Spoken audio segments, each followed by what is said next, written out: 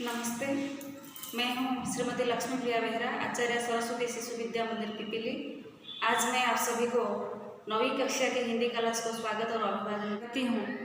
आज हम जो अर्धवार्षिक वार्षिक परीक्षा के लिए जो प्रश्न पत्र आता है, इसका जो प्रश्न नमूना और अंक विभाजन, इसके बारे में हम आलोचना करेंगे।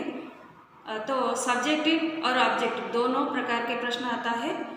ऑब्जेक्टिव 40 मार्क, प्रकल्प कार्य 10 मार्क और सब्जेक्टिव 50 मार्क, कुल मिलाकर 100 मार्क। बच्चे देखो, गद्य से 1 नंबर वाला जो प्रश्न आता है, एक शब्द में उत्तर दीजिए। 1 नंबर वाला प्रश्न 4 आता है और एक वाक्य में उत्तर दीजिए। 1 नंबर वाला प्रश्न 4 आता है और खाली जगह भरिए। 1 नंबर वाला प्रश्न 4 आता है। इसी तरह कुल मिलाकर 4 4 4 12 नंबर का आता है 1 नंबर वाला प्रश्न। अभी देखेंगे पद्य विभाग से जो 1 नंबर वाला प्रश्न आता है, एक शब्द में उत्तर दीजिए 4 प्रश्न। 1 नंबर वाला 4 प्रश्न। एक वाक्य में उत्तर दीजिए 1 नंबर वाला 4 प्रश्न। और व्याकरण विभाग से 1 नंबर वाला प्रश्न 20 अंक का आता है। तो कुल मिलाकर क्षुद्र प्रश्न का उत्तर हमें 20 और 20 40 नंबर का देना पड़ता है। अभी देखेंगे सब्जेक्टिव। तो गद्य से 4 प्रश्न आता है, 2 प्रश्न का उत्तर हमें करना पड़ता है। तो ये प्रश्न का उत्तर लगभग 30 शब्द में लिखना चाहिए। 2 प्रश्न का उत्तर 5 5 से 10। इसी तरह पद्य से भी 4 पद्यांश आता है। तो किसी 2 पद्यांश का आशय स्पष्ट करना पड़ता है। आशय स्पष्ट कीजिए। इसी तरह प्रश्न आएगा, आशय स्पष्ट कीजिए। 5 नंबर वाला 2 प्रश्न, 5 5 10। इसके बाद आएगा हिंदी में अनुवाद कीजिए। मातृभाषा से हिंदी में अनुवाद कीजिए। 6 या 7 मातृभाषा का जो वाक्य आएगा, इसे इनमें से 5 वाक्यों का अनुवाद करना पड़ेगा। तो ये प्रश्न का उत्तर एक एक वाक्य में होगा। 2 नंबर वाला 5 प्रश्न, ये अनुवाद आएगा 10 नंबर वाला। व्याकरण विभाग देखो, 2 नंबर वाला प्रश्न 5 आएगा, इसका मूल्य है 10 नंबर। अनुच्छेद से जो अपठित अनुच्छेद, अननोन पैसेज जो बोलते हो, ये पैसेज पढ़कर तुम्हें 5 प्रश्नों का उत्तर देना होगा। ये प्रश्नों का मूल्य 2 नंबर वाला होता है। इसी तरह 10 अनुच्छेद से आएगा। प्रकल्प कार्य के लिए 10 मार्क, ये कुल मिलाकर 60 और ऑब्जेक्टिव 40, कुल मिलाकर 100 मार्क। जो 5 नंबर वाला प्रश्न गद्य विभाग से आता है, हम ये प्रश्नों का उत्तर कैसे लिखेंगे हम जानेंगे। जो पिछले क्लास में श्रम की प्रतिष्ठा विषय पढ़े थे, ये विषयों इसमें जो अभ्यास कार्य है, इसका जो 1 नंबर में प्रश्न है, ये सारे प्रश्न 1 नंबर का सारे प्रश्न, हर प्रश्न का मूल्य 5 नंबर होता है। पहला प्रश्न है 1 नंबर का, देखो,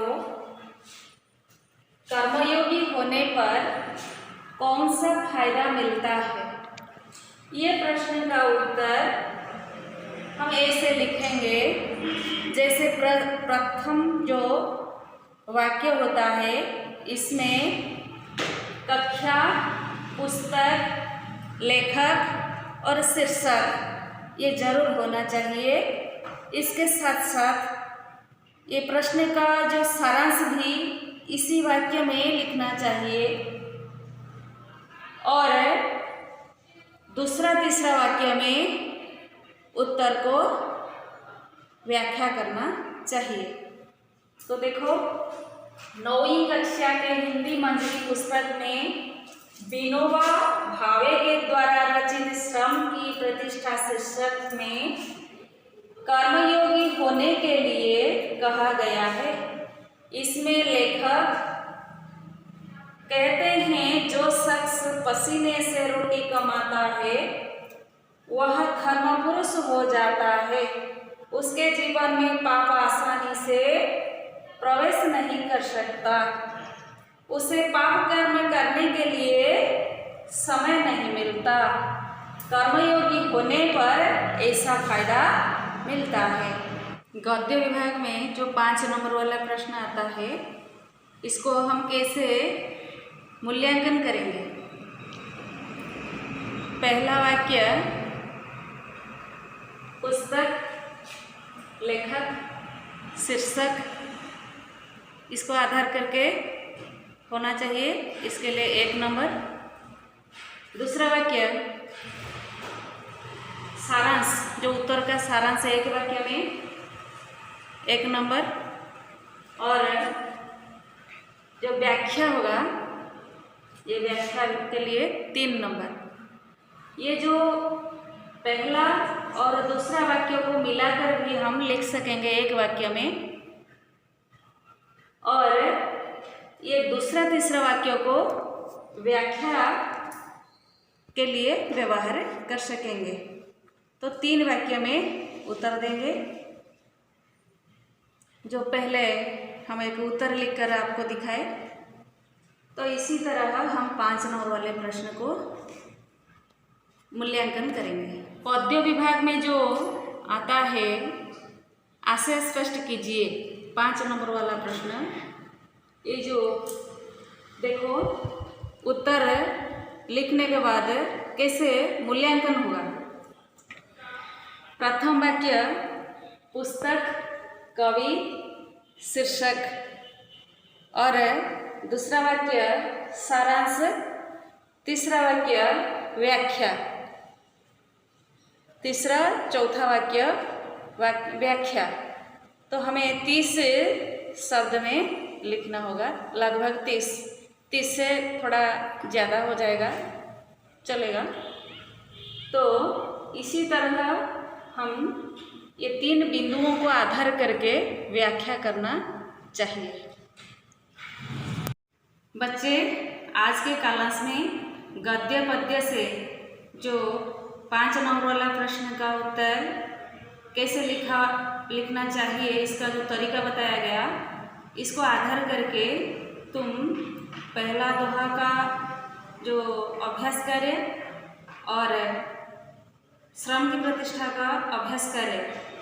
इसमें जो 5 नंबर वाला प्रश्न है, 2-3 वाक्य में उत्तर लिखना है, ये प्रश्नों का उत्तर कर देना। आज के लिए इतना। नमस्ते।